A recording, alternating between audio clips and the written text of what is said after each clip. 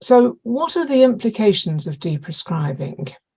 Is there more to it than just crossing off a few medicines?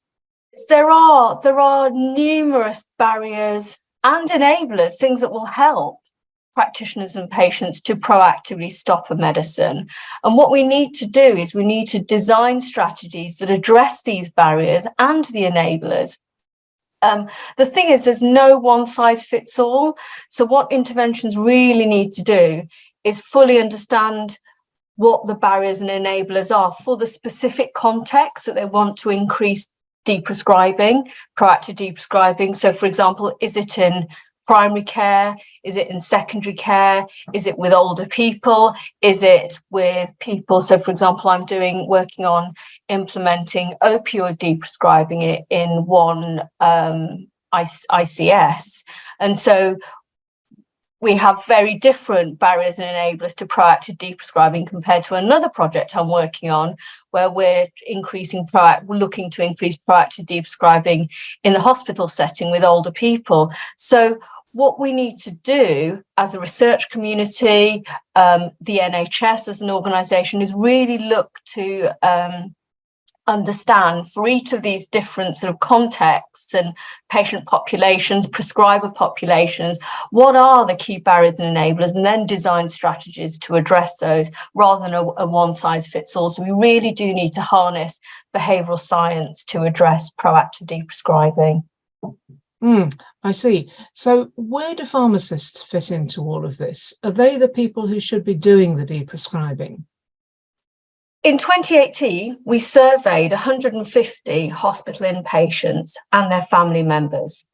They said that they wanted the deprescribing discussion to be initiated by a doctor.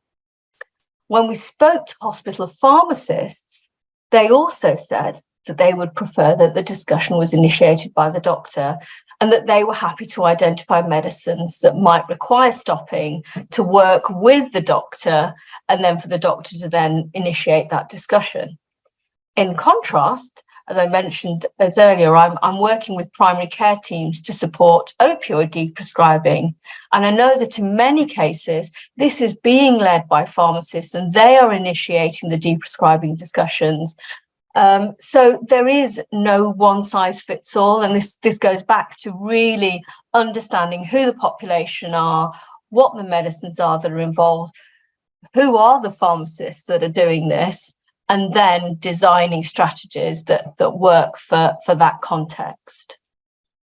And what about patients? Do we know anything about how they view deprescribing? Won't they just see it as another way of the NHS saving money?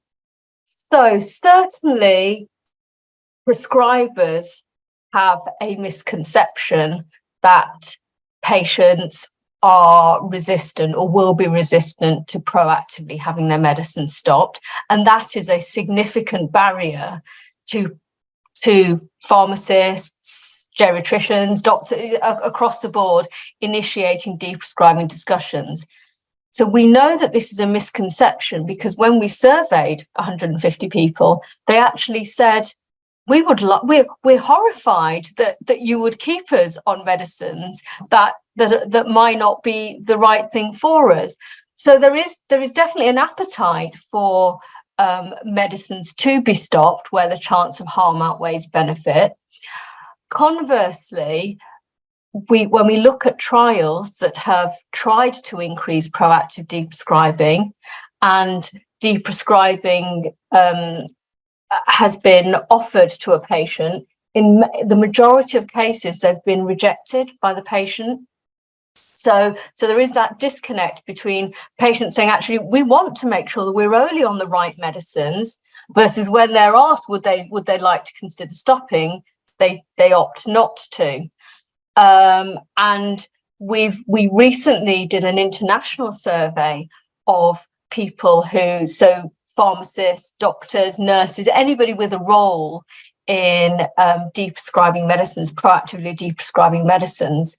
And what they said is that actually they feel one of the key challenges to proactive deprescribing is not having the time to have that meaningful discussion about this is the information that I have collected from you about what your goals and priorities are. This is the clinical information that we have about the balance and the benefits, presenting that all to the patient and then supporting them to make a decision.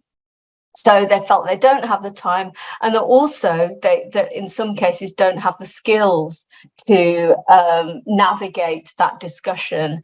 So that may shed some light on this disconnect between patients absolutely wanting to only be on medicines where the chance of benefit outweighs harm versus being resistant to medicines being stopped when it's proposed by a member of the healthcare team.